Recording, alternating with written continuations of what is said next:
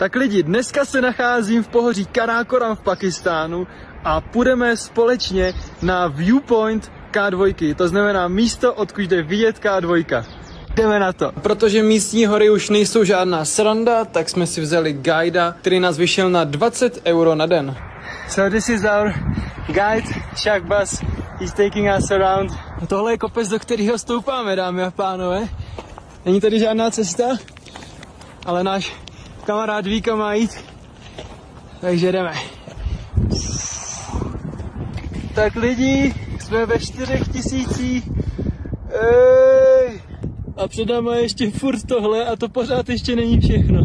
Shahbaz byl tak hodný, že pro nás vzal i tuhle skvělou svačinku, ale ten výhled... Tak jsme tady 4300 metrů nad mořem. Za mnou K2, bohužel v mraku. Nevidíme ju, vidíme tady ostatní vrcholy 7000, K1. Bohužel K2 zůstává neodhalena, tak třeba příště se vydáme možná i společně s někým z vás do Basecampu Concordia. Uvidíme. Každopádně zážitek skvělej, výhledy neuvěřitelný.